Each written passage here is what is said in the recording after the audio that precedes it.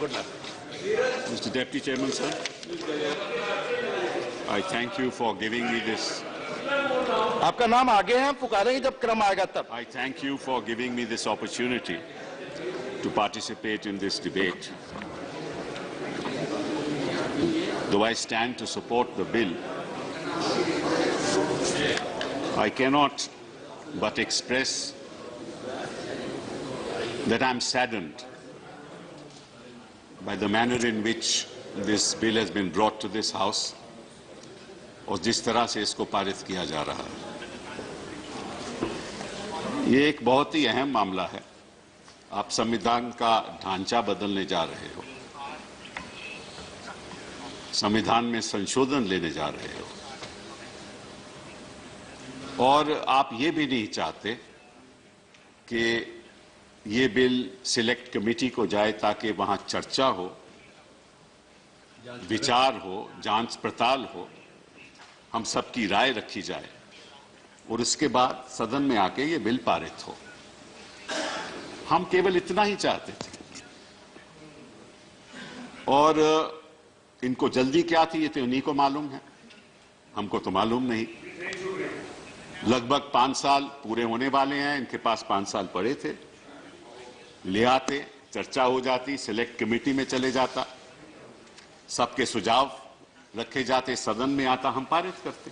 इसमें दिक्कत क्या थी? लेकिन कोई बात नहीं, बिल लाए हैं तो चर्चा करनी पड़ेगी. पहली बात तो यह है कि there are actually about 3 hurdles that this bill will have to pass.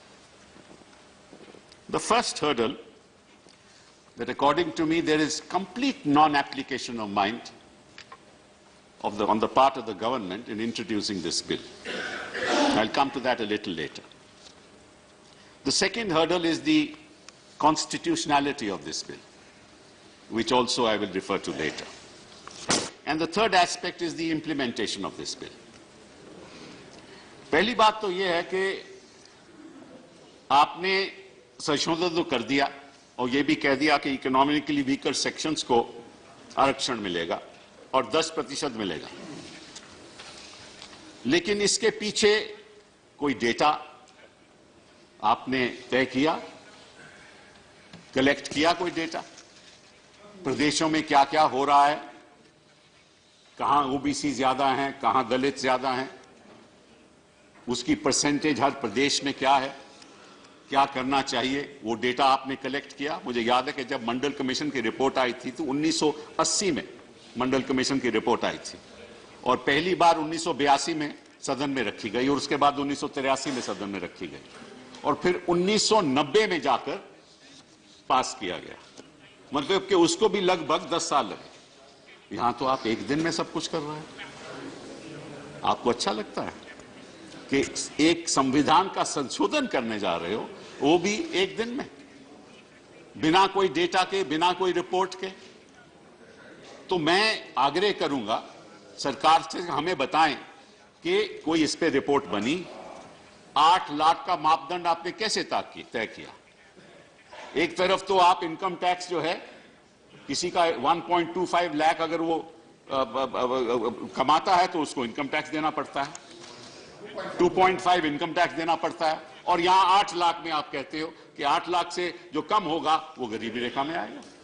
तो आप वो भी इनकम टैक्स लिमिट 2.5 से 8 लाख कर दीजिए ना, बजट में कर दीजिए ताकि उनको भी राहत मिले. पहली बात तो ये. दूसरी बात, आपने कोई डेटा कलेक्ट किया कि कितने लोगों के पास 5 एकड़ लैंड है? हिंदुस्तान में कितने लोगों के पास 5 एकड़ लैंड है? आपने यह तय किया है कि कितने लोगों के पास 100 गज का प्लॉट है? कितने लोगों के पास एक घर 1000 स्क्वायर फीट का है?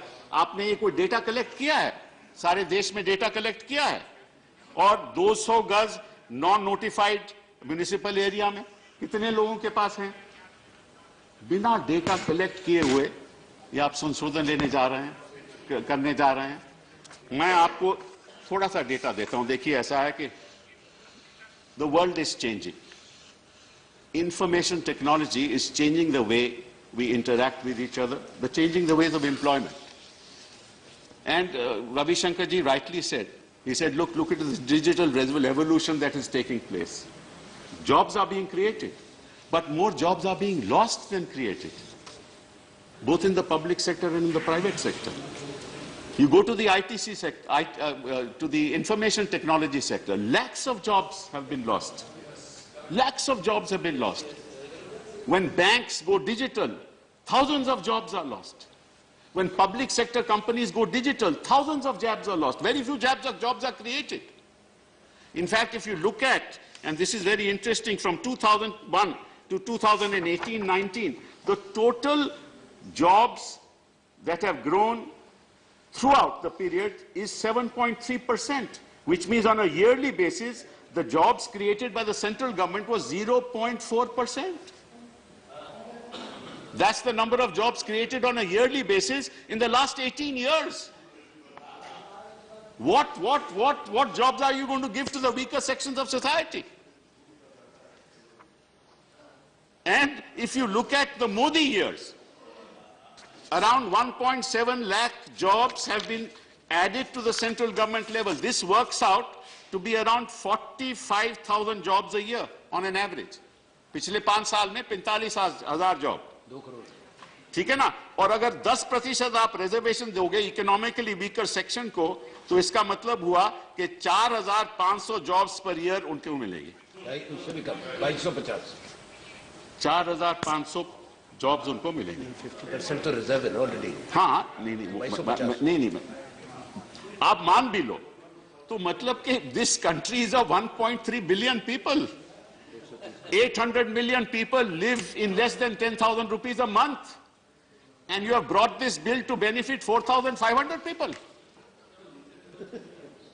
Is this the mindset that you have? This is the kind of bill that you are amending the constitution for? एक और आपको मैं आंकड़ा देता हूं कि पब्लिक सेक्टर एंटरप्राइजेस 2006-2007 से लेकर 2016-17 तक जो डेटा हमारे पास है, वहां जो कॉन्ट्रैक्ट एम्प्लॉइज जो हैं, अगर आप कॉन्ट्रैक्ट वर्कर एक्सक्लूड कर दो तो उनमें गिरावट आई है, एम्प्लॉयमेंट में गिरावट आई है। और अगर ये डेटा आप देखो, इसका मतलब यह है कि this country is not creating any jobs.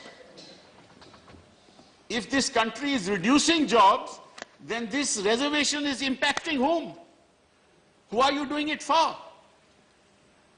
Actually, this debate is not about jobs, it is about reservation. What this country is crying for is jobs. When the youth come out on the roads, they want jobs. And jobs will only come with economic growth. And if you are growing at 7.2%, you're not going to get jobs. Your investment rate is going down. Your savings rate is down, it's below 30%. Your FDI is moving out of the country. You are putting the ED, income tax, CBI on all the private sector. Nobody wants to invest anymore. Investment is flying out of this country, which is why the jobs will be created by private investment. In the public sector, jobs are being reduced, sir. So who are you trying to fool? And what's the purpose of this amendment? And what's the data that you have collected? The leader of the House must tell us. The minister must tell us. What is that data that they have collected?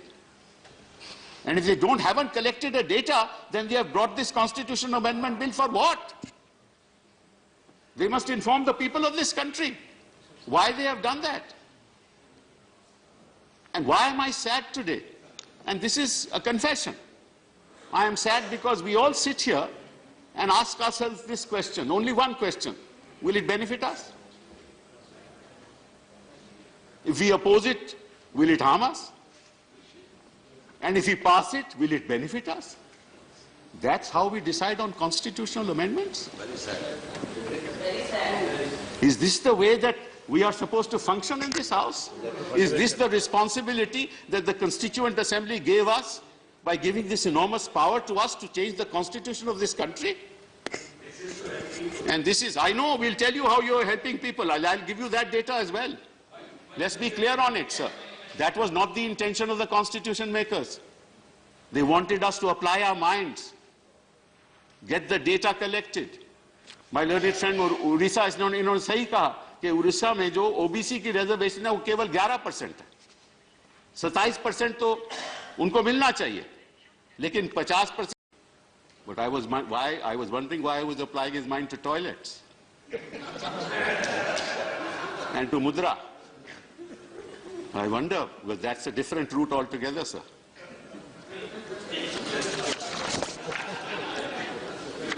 Sir, let me give you another fact which will surprise you, sir. एक minute, one second. Please. Sir, let me just explain. Sir, now I come to the bill. This is in addition. Member, sir, one second. Please. Sir, under Article 15 of the Constitution, the reservation is for socially and educationally backward classes. Please note that phrase.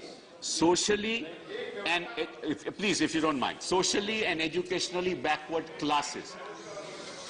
And now this reservation is for economically weaker sections. It takes away the category of classes altogether, as rightly pointed out by the law minister. So you are moving from giving reservations to economically and socially backward classes to economically weaker sections. Now, sir, consider a person from the Dalit community. I didn't say you are taking it away. I said you are moving. You are moving. Yes, you are moving, I've said. You are moving. 50% there and 10% here. I never misunderstand you. You sometimes do misunderstand us. But I never misunderstand you. Now, sir, this is a complete shift. Now consider this. A Dalit family which hardly earns anything, मतलब के कृपया अपनी जगह बैठे, खत्म करने के बाद आपको मौका दूंगा. दलित का परिवार जो 5,000 रुपया, 10,000, 15,000 रुपया महीना कमाता है, वो वीकर सेक्शन नहीं है. इस संशोधन के आधार पे वो वीकर सेक्शन नहीं है. लेकिन जो 8 लाख रुपया कमाता है, 66,000 रुपया महीना कमाता है, वो वीकर सेक्शन है. वो वीकर सेक्शन है. वो वीकर सेक्शन है. नहीं, that's a fact. जब आपका मौका आएगा आप तथ्यों को बताएं. That's what the constitutional amendment. Don't get agitated. Don't get agitated. Please. Sir, don't get agitated. Don't get agitated. Anybody. कोई दलित का राइट नहीं लिया जा रहा है. 8 लाख के नीचे में 5,000 भी आता है, सब आता है. Sir, please don't miss. One second. कृपया शांति रखें. जब आर्थिक नहीं है, वहां जिस कास्ट में पैदा हुआ रिजर्वेशन मिलता है, ये कानून है इस देश का. प्लीज अपनी जगह बैठकर ना बोले, बहस आगे बढ़े. आप I did not. I am just explaining the fundamentals of this constitutional amendment. Economically weaker sections don't include educationally and socially backward classes. Correct. Educationally and socially backward classes are entitled to 50% reservation. Correct. 10% is for economically weaker sections. Now a Dalit who earns 15,000 rupees a month, I'm just giving an example, doesn't get the quota of reservation.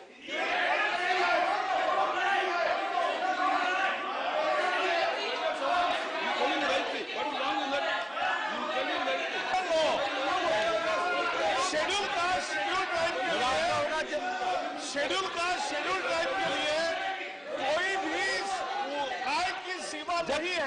जब मौका आपका आय की सीमा नहीं है. मैं आग्रह करूंगा, जब आप सबका मौका आएगा आप इन तथ्यों का जवाब दें. बहस अच्छी तरह चल रही है, उसको होने दें.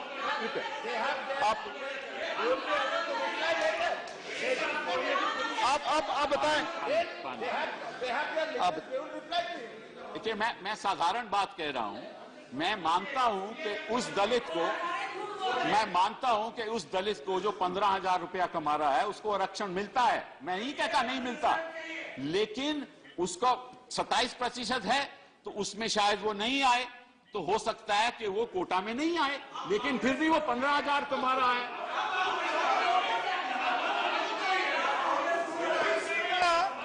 शेड्यूल ट्राइब को कोई भी आय की सीमा नहीं है। दलित 22% है, आय की सीमा नहीं है, और ओबीसी का क्रीमी लेयर 8 लाख है।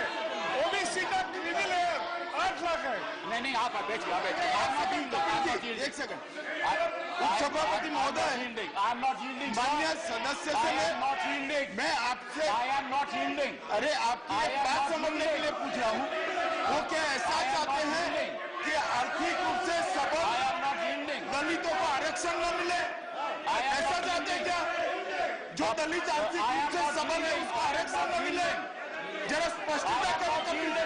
कपिल सिब्बल जी कृपया अपनी जगह बैठो। ओबीसी को आप बैठे। आप अगर इस तरह टिक्का टिप्पणी आप सब बीच में करेंगे, आप प्लीज अपने सीट पर बैठे, प्लीज अपनी जगह बैठे। कोई बात रिकॉर्ड पे नहीं जाएगी आपकी बात के अलावा। माननीय कपिल सिब्बल जी, हर एक दलित को जो 15,000 रुपया कमाता है उसको अपने कोटे में आरक्षण नहीं मिल सकता, हो सकता है नहीं मिले, मतलब, और हर एक ओबीसी को जो 27% उसको कोटा मिलता है, वो इतना कमा रहा है उसको नहीं मिले। आप आगे चले, अपनी बात मिले, आप कहें आगे चले। अगर उसको नहीं मिलता,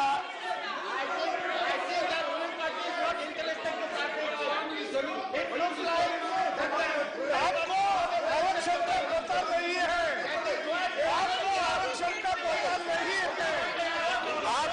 आपका माननीय मंत्री जी, जब आपका मौका आएगा आप कृपया इन चीजों का जवाब देना कर रहे हैं। इनको आरक्षण का कुछ भी पता नहीं है। शेड्यूल ट्राइब को इनकम का कोई मर्यादा नहीं है, और ओबीसी का क्रिमिनल है। मैं आग्रह करूंगा सभी पक्षों से अपनी जगह बैठे। कृपया बहुत महत्वपूर्ण बिल पर बहुत अच्छी तरह बहस चल रही है, जो आप सबका मौका है तो आप जवाब दें। कृपया जवाब दीजिएगा। आप बैठे साहब, बैठे। Sir, all that it's a very simple statement. I don't know why my learned friends are agitated. Jobs are limited. Not everybody within the OBC section who is economically weak gets a job. Not everybody amongst the Dalits who are economically weak, educationally and socially backward get a job.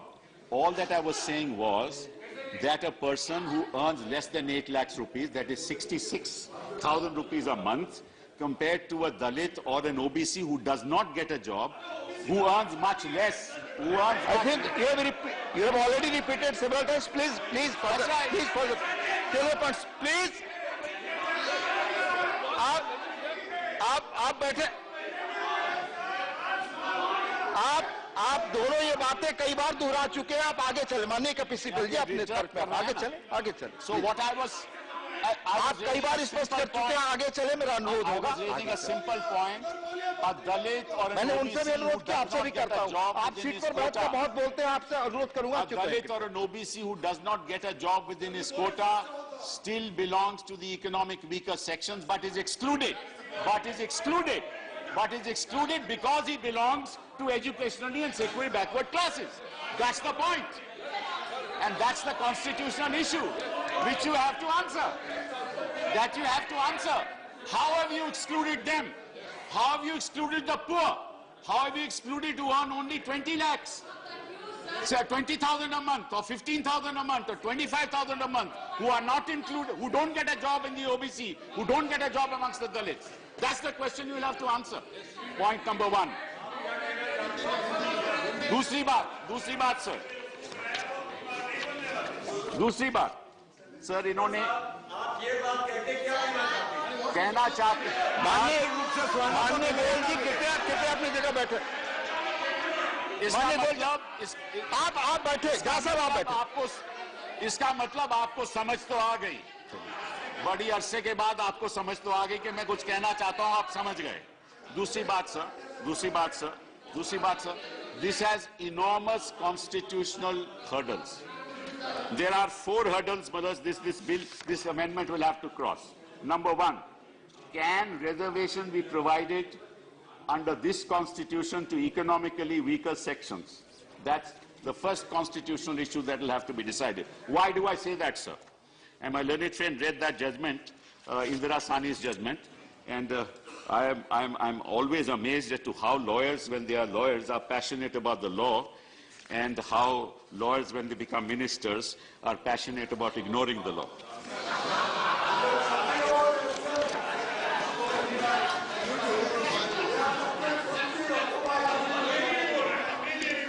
कृपया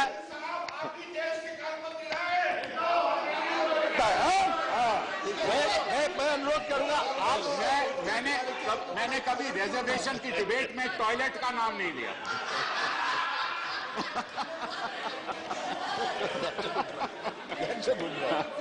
Sir, when the Indira Sani matter came up and the Mandal Commission reservation was tested by the Supreme Court, there were 2 forms of reservation.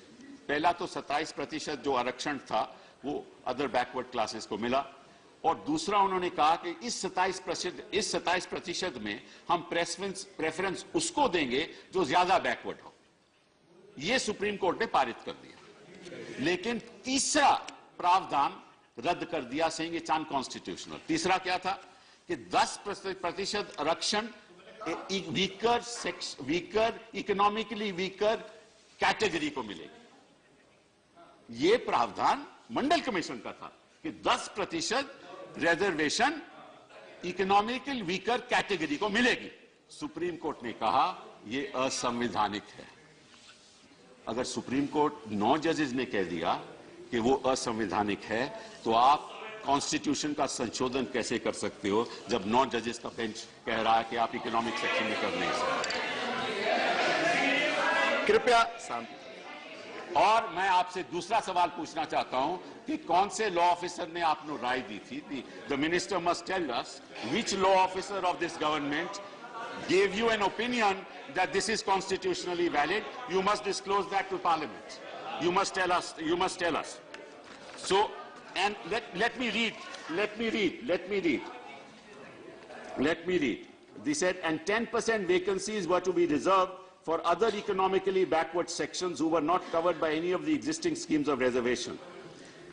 The majority judgment upheld the reservation of 27% in favor of backward classes and the further subdivision of more backward within backward classes who were to be given preference, but struck down the reservation of 10% in favor of other economically backward categories. Economically backward.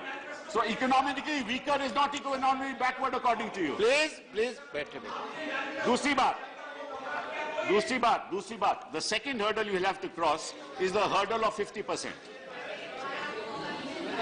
Indira सानी की judgement में यह भी कहा गया है कि अगर आप 50% से ज्यादा आरक्षण करते हो तो that is violative of article 14।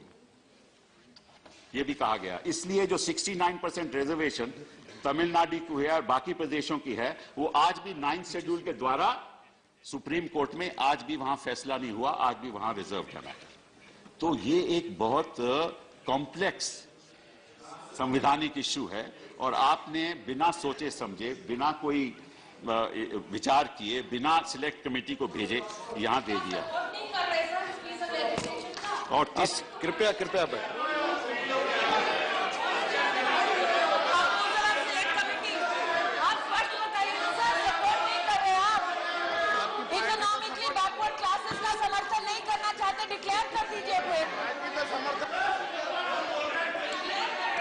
मेरा आग्रह आपसे बैठे शांति में। Sir I just want to एक और मैं बात सदन के सामने रखना चाहता हूं, वो है एक्सप्लेनेशन। इस बिल में धारा आर्टिकल 15(5) के बाद आर्टिकल 15(6) में एक एक्सप्लेनेशन भी है। वो एक्सप्लेनेशन ये है that for the purposes of this article and Article 16, economically weaker sections shall be such as may be notified by the state from time to time on the basis of family income and other indicators of economic disadvantage. So जो मापदंड होगा वो परिवार की क्या income होगी उससे तय किया जाएगा। अब मैं आंकड़े देख रहा था कि हिंदुस्तान में लगभग जो परिवार की इनकम है 76 लाख परिवारों की इनकम 5 लाख से ज्यादा है।